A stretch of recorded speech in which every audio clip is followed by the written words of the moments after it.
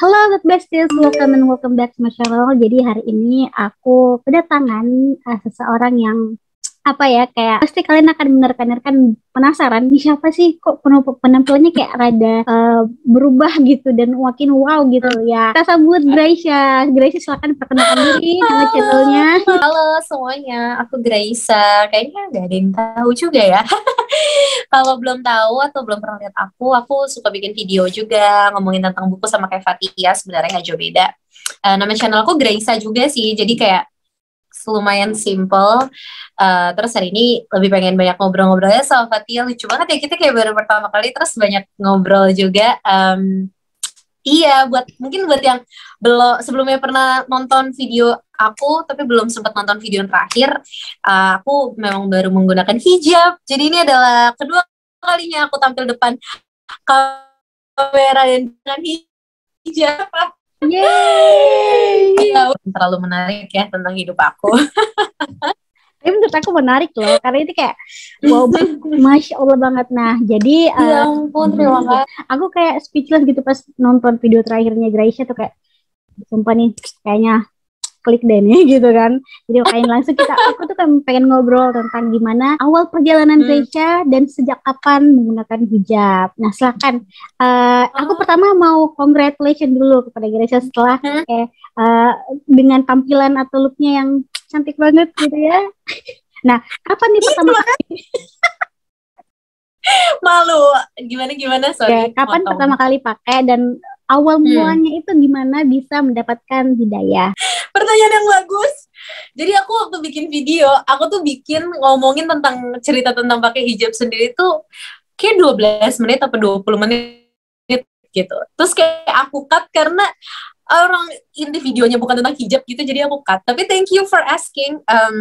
Sebenarnya nggak ada yang menarik sih dari yang well, ada sih, cuman kayak nggak ada yang kayak menggunakan hijab nih kebetulan adalah suatu hal yang lumayan impulsif, bukan impulsif juga sih. Jadi lumayan cepat sih decisionnya. Jadi sebenarnya funny thing, gue tuh orang yang sebenarnya pengen pakai hijab tuh setelah nikah. Karena gue pengen pakai baju nikahnya tuh kayak kebuka-kebuka cewek. Kayak so cantik ya gue. Tapi tadinya aku pikir aku tuh tadi tuh nggak begitu pede pakai kerudung, terus aku ngerasa kayak udah pakai kerudungnya nanti aja setelah nikah. Dan kalau misalnya di sekitar teman-teman ada yang kayak punya satu orang temen yang kayak suka gangguin kayak, ih lu cakepan gak pakai hijab deh. Nah itu gue tuh dulu kayak gitu di circle gue. Jadi aku tuh selalu jadi orang yang kayak lu lepas hijab aja lu cakepan gak pakai hijab. Nah sorry banget nih, tapi aku sering bercandaan kayak gitu. Jadi lumayan kaget sih. Jadi waktu itu ada satu event yang buat aku kayak, aduh drama banget. Tapi ada satu event yang ngebuat aku tuh kayaknya membuat aku sadar kayak, wow kayaknya aku bisa meninggal kapan aja nih. Jadi aku kayak aku takut pada saat itu. Betul. Jadi aku sempat sakit, terus lumayan serem gitu sakitnya. Terus aku ngerasa kayaknya gue nggak mau deh kalau gue meninggal tapi gue belum pakai hijab gitu. Terus akhirnya waktu itu kayak aku kayak tidak bisa ngapa-ngapain. Terus kayak aku kayak aku kalau aku sembuh aku pengen pakai hijab deh. Itu kayak cuma 15 menit, very quick sih, 15 menitan. Kayak aku define mau pakai hijab, terus habis itu kayak tiba-tiba tada aku sembuh. So aku kayak oke, aku udah janji pakai hijab nih, ya udah akhirnya aku pakai hijab. Nah, funny story-nya adalah itu tuh terjadi di malam Natal tahun lalu. Jadi kayak waktu aku bilang sama keluarga aku kayak aku pengen pakai hijab gitu, mereka kayaknya mereka bahkan nggak aku pakai hijab tuh sampai seminggu setelah aku pakai hijab. Berarti mereka nggak expect ya? Iya, jadi seminggu pakai hijab, mereka tuh kayak belum ngeh gitu, keluarga aku tuh belum kayak ngeh, cuman kayak kirain cuman iseng aja. Terus pas pakai terus kayak kamu pakai hijab beneran? Waduh, masa bercanda kan? Akhirnya udah deh, terus ya udah lanjut aja pakai hijab gitu deh. Tidak begitu seru kan? Seru banget sumpah, kayak ampun. Dan plot twistnya itu ada loh, karena pas di istilahnya kayak ya malam perayaan ini kan kayak kamu mendapatkan daya itu kayak plot twist banget, kayak waduh sumpah itu orang ini seru banget, kayak ajaib nih betul. Iya, terus teman-teman orang-orang dan teman-teman tuh kayak kenapa banget harus di malam Natal ya? Itu kayak 25 malam. Kayak harus itu, kenapa? Random aja. nggak ada korelasinya padahal kayak Berarti itu emang Ehda itu nggak bisa memandang kapan dan siapa aja ya. Jadi kayak kapan aja kalau emang ini ya udah gitu. Terus how do you feel after wearing a hijab? The first time until now. Iya, surprisingly waktu aku pakai hijab itu kayak, jadi sebelum, maksudnya kan aku pakai hijab tuh kayak, gak tau deh, kalau di Jakarta kalau sekolah pas pelajaran agama, itu tuh kita harus wajib pakai hijab gitu di beberapa sekolah. Kebetulan sekolah aku SMP SMA tuh mewajibkan kayak gitu pas pelajaran agamanya aja. Nah, pakai hijab tuh bukan kayak, gue ngerasa kayak apa ya, aduh kayaknya aku tuh gak cocok tuh pakai hijab. Jadi aku kayak gak ngerasa pede. Cuman pada saat kemarin pas aku decide pakai hijab, aku ngerasa pas pertama kali hijab langsung kayak, kayaknya it works deh buat gue, kayaknya it's not really bad gitu. Jadi aku pakai hijab. Nah kebetulan memang waktu pada saat aku pakai hijab tuh momennya lagi liburan, jadi banyak waktu aku habisin jalan sendiri untuk kayak ke beberapa tempat-tempat yang aku pengen datengin juga pakai hijab. Terus aku ngerasanya nyaman aja sih, nyaman. Jadi sebenarnya nggak ada problem sama sekali ketika dari awal pakai hijab tuh, rasanya pun kayak nggak gimana ya, aku pikir tuh aku bakal nggak nyaman banget gitu, atau aku bakal kayak pengen lepas atau apa. Aku pikir tuh bakal ada perasaan struggle kayak gitu. Surprisingly nggak ada, cuman kayaknya cuman satu problem sih, bukan satu problem, satu concern. Itu tuh kayak aku gak pede depan kamera. Kayak depan kamera tuh bener-bener gak pede. Lama lah sampai kemarin bikin video tuh kayaknya baru pede. Kemarin aja bikin video sampai take 3 kali dalam kurun waktu, jumlah yang periode waktu yang sama ya. Aku take sampai 3 kali cuma untuk kayak, aku pede gak ya buat tampil di depan kamera lagi gitu pakai kerudung. Tapi itu tuh tidak membuat aku kayak, aduh gue gak cantik, gue gak usah pakai kerudung lagi deh, atau kayak aduh kayaknya gue pakai pas kerudung aja nih karena panas, atau karena gue bener-bener ngerasa gak pede. Itu gak ada sih. Jadi kayak alhamdulillahnya kayaknya emang hidayahnya datangnya satu paket. Jadi kayak beneran dibuat nyaman juga gitu pakai kerudung. Jadi ya alhamdulillah. Berarti setelah berhijab gitu kayak rasanya tuh kan nyaman gitu ya. Kan biasa tuh ada emang orang kalau sudah mungkin berhijab gitu ya, mungkin masih belum terbiasa lah gitu, masih panas, masih struggle, apalagi kita content creator yang di depan kamera gitu. Pantesan kemarin tuh kayak aku lihat itu dari jeda antara your recent video sama yang previous video itu agak lama, gimana tuh ini mana gitu ya. Ternyata ini alasannya ya teman-teman. Iya, karena belum pede. Padahal aku pengen bikin video ini nih yang tentang rekomendasi AU. Rekomendasi AU yang aku pakai kerudung tuh pengennya tadinya awal tahun.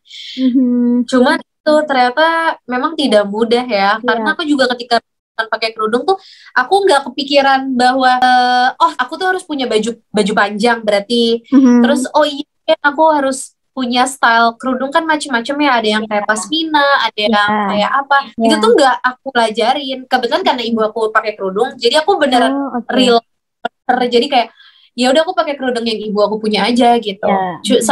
Gak kepikiran di aku bahwa aku harus masuk kantor ya, aku harus bikin video ya, aku harus ngerti gitu style aku gimana yang make sure aku tetap pede. Ya udah, gara-gara impulsif tidak kepikiran sampai sejauh itu, jadi kayak ya udahlah, bodo amat. Terus ini kan kamu kan lagi udah kerja gitu ya, ada di ranah kantor gitu ya. Terus apa awal mereka melihat kamu pas Tara, I'm here wearing hijab. Mereka tuh responnya kayak gimana gitu? Kalau teman-teman kantor aku sih lebih kayak ada lumayan macam-macam ya. Jadi pertama tuh aku tuh orangnya extrovert banget kebetulan. Terus aku tuh terbiasa kayak kalau datang ke kantor tuh pasti nyapa orang. Jadi kayak siapapun yang lewat aku sapa. Nah ketika aku pakai kerudung, orang kan gak ada yang notice aku ya, jadi aku pengen nyapa tuh juga kayak canggung gitu ya. Siapa? Jadi makanya aku masuk kantor, aku tuh sempat ngepost dulu di Instagram personal aku bahwa aku pakai hijab. Terus aku bilang kayak, teman-teman kalau ketemu gue pakai hijab, tolong jangan kaget karena gue malu banget pasti kalau misalnya lo kayak baru notice gue pakai hijab.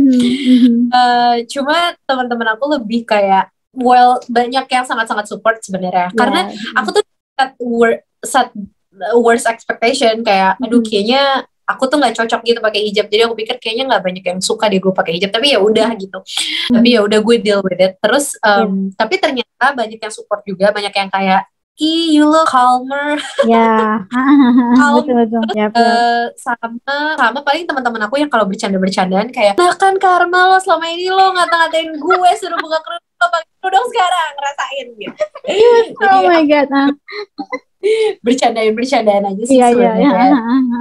Tiba support sih, tapi ya lumayan happy sih. Maksudnya gue nggak expect beberapa teman-teman gue juga kayak sekali ketemu terus kedua kalinya mereka udah aware gitu. Oh iya ini Gracia gitu. Karena pakai masker kan, jadi kan orang gimana aware gitu. Gue pakai kerudung terus juga. Benar. Tapi ya oke lah. Terus respon teman-teman di YouTube juga sangat-sangat. Jadi lu bisa membesarkan hati aku sih sebenarnya. Ya benar banget. Berarti awal hijab itu pasti ada overthinking ya, kayak kamu bilang tadi itu kayak lumayan.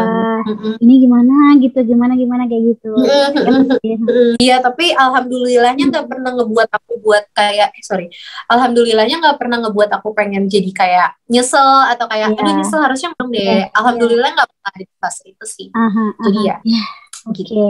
Nah kemarin kan waktu lihat video terakhir kamu nih ada apa sih genre kamu yang sebelumnya itu, yang sebelum kamu berhijab sama setelah berhijab itu kan mengalami perubahan gitu ya.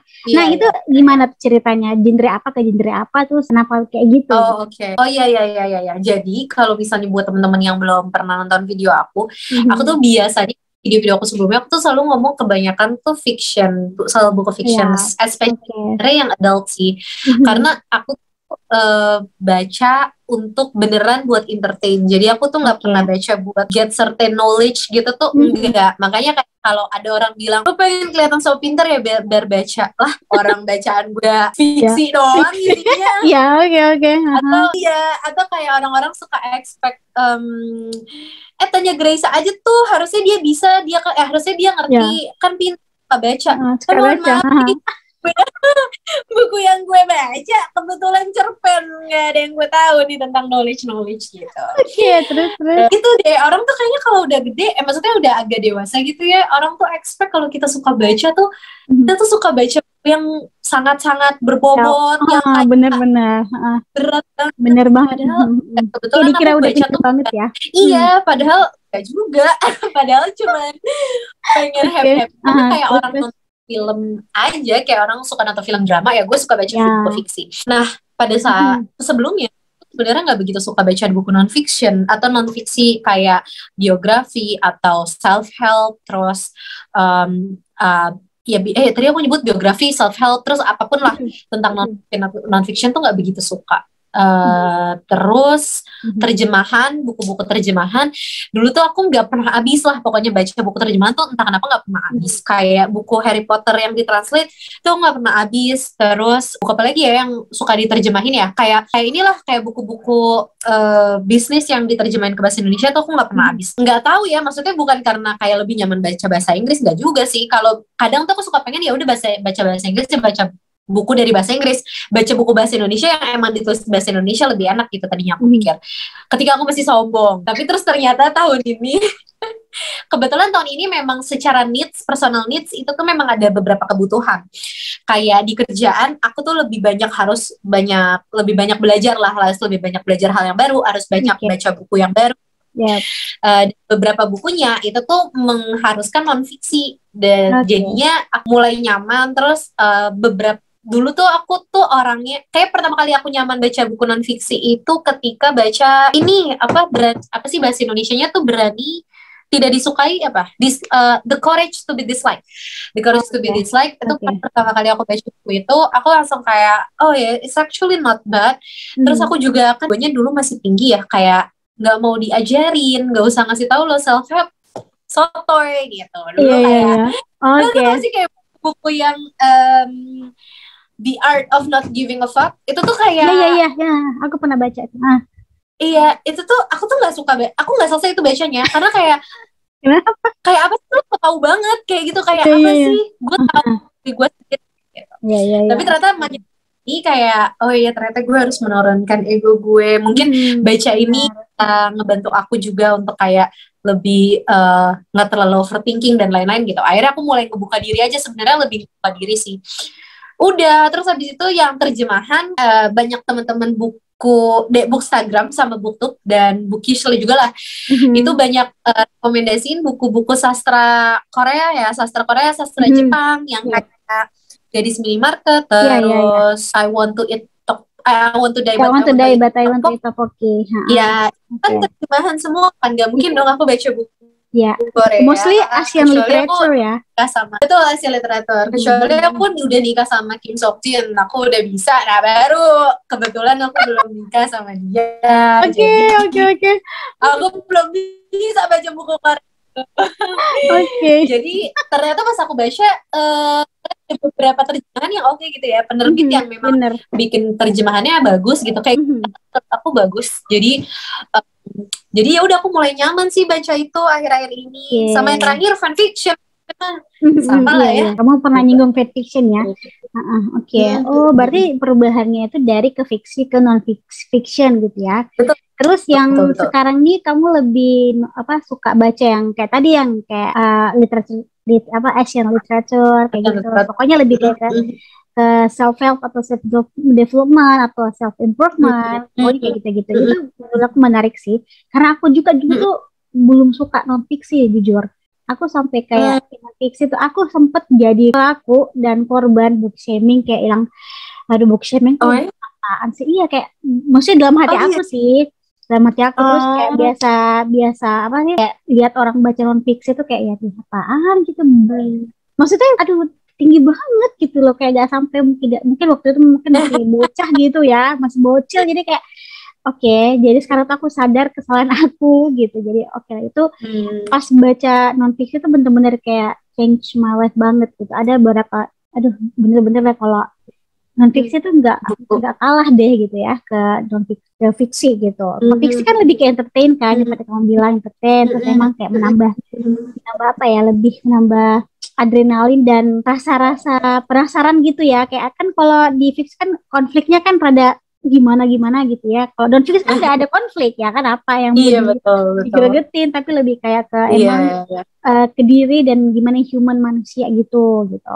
Ini pembicaraan yang sangat menarik sekali. Nah, kita bakalan sedikit ngomongin tentang BTS. Nah, buku-buku BTS yang kamu suka ini apa? Buku-buku yang rekomendasi yang pernah dibaca membernya kah atau apa gitu? Sorry, berarti ini buku yang pernah BTS baca gitu ya? Maksudnya? Boleh. Kalau buku yang BTS kan sebenarnya yang suka baca tuh cuman RM ya. Kalau misalnya teman Namjoon ya. Namjoon juga bacanya tuh berat-berat sebenarnya menurut aku. Gak semua buku yang mereka baca tuh sebenarnya lumayan relevan juga sih ke aku. Jadi walaupun aku mencoba menjadi istri yang baik ya buat mereka, tapi aku tidak memaksakan selera, karena selera orang bisa beda-beda. Cuman buku yang dibaca sama teman-teman lagi, yang dibaca sama akrab banget gue teman-teman BTS. Buku yang dibaca sama BTS yang juga yang udah aku baca itu yang Kim Ji Young 1982. Benar, aku baca, tapi itu agak lumayan triggering ya sebetulnya ya, agak lumayan benar. Yang itu satu, aku tuh mau baca ini Toko Kelontong Namiya. Aku juga belum sampai ya. Tapi belum sempet. Terus apalagi yang aku baca ya? Apalagi ya? I Want to Eat Tteokbokki itu Namjoon baca nggak ya? Aku lupa. Itu aku juga baca, tapi kebetulan itu aku nggak cocok sih baca itu, karena menurut aku sebenarnya bukunya tuh bagus. Esai itu lebih ke esainya bagus, tapi aku tidak menyarankan buat orang yang justru lagi depresi sih, karena orang-orang banyak yang bilang self help, tapi menurut aku itu tidak membantu sih. Yang ada makin overthinking dan makin depresi ya menurut aku. Iya, kayaknya itu sih kalau yang baca BTS ya, atau related tentang BTS. Banyak banget sebenarnya buku tentang BTS kan. Ada account-nya juga tuh Instagramnya yang banyak bahas buku tentang BTS gitu. Cuman yang baru aku baca kayaknya baru itu yang pengen aku baca juga. Sama The Art of Language kayaknya itu pernah dibaca sama V. Sisa aku bacanya itulah paling fanfiction tentang BTS-nya. Kalau BTS. Seru juga. Kemarin bahas lagi baca itu sih yang Kim Ji Young. Aduh, Soalnya itu kayak Kim gitu kan, penulisnya juga Cho Namjoon. Jadi aku salah betul. Kim Namjoon, bukan Cho Namjoon. Gila. Pernah aku buat video pengarangnya bla bla bla Kim Namjoon. Baru sadar bukan Cho Namjoon. Apa sih di otak ini kayak sudah mirip ya. Kim Namjoon terus gitu. Oke, ini pembicaraan menarik banget nih guys ya. Dan kayaknya udah sampai sini aja video kita gitu. Dan kalau misalkan kalian pengen jalan-jalan ke channelnya Graisa, nanti aku taruh di deskripsi linknya. Kalian bisa nonton di sana, seru banget videonya gitu ya. Oke, jangan lupa untuk subscribe, like, dan share ke media sosial yang kalian punya biar kalian nggak terlewat video selanjutnya. Bye bye, thanks for watching. Terima kasih.